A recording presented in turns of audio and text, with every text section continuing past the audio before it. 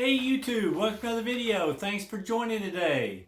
Today, I'm going to do my full review on the Salomon Genesis trail shoe.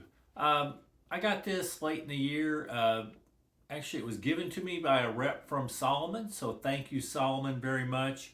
I normally have not run in Salomon just because their forefoot was too narrow for me.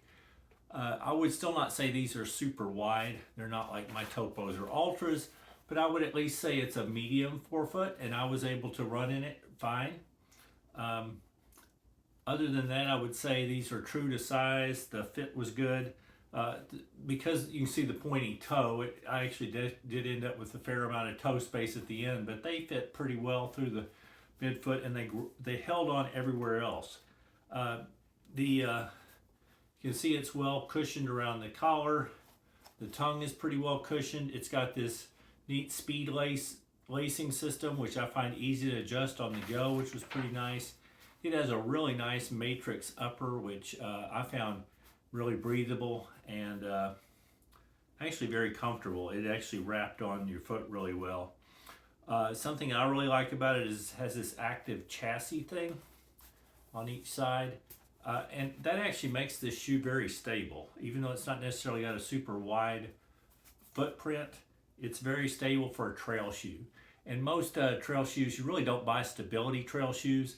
So what you really can do to get some stability is to get a wider base. But this active chassis works pretty well.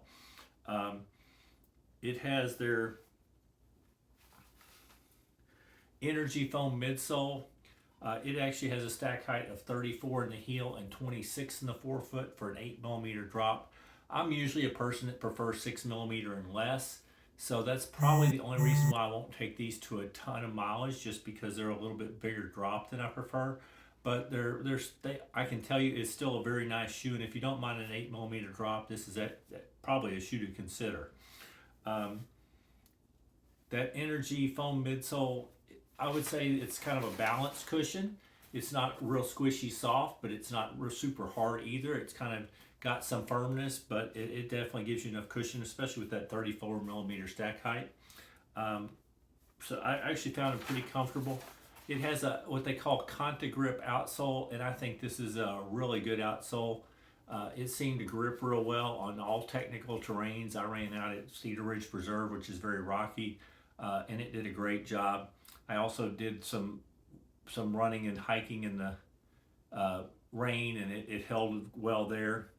The only thing I did not feel great about this is it is a very firm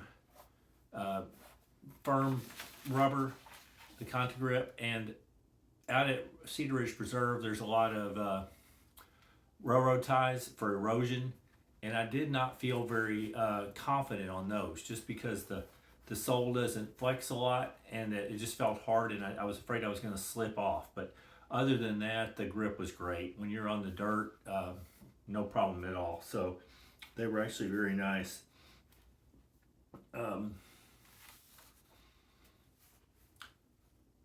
These come in at 9.5 ounces in a men's size 9, or 269 grams, which I think puts them right in the a competitive range. A little bit lighter than some trail shoes, but not one like the super shoes. It's a good in between. Anyway, I think it's a very solid shoe. It sells for $150, and I think that's a solid price. I think it's a good product, and that's really all I have to say for it. I think it'll work for all types of trail runs. Short to long distance. The only thing that'll probably keep me from using real long distance is it is 8mm drop, which isn't what I prefer.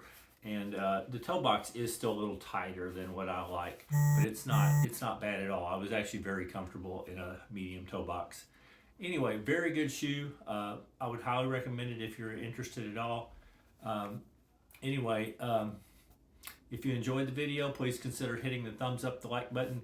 If you're interested in more of my content, please consider subscribing to my channel. And other than that, I hope you're having a wonderful day. And keep moving!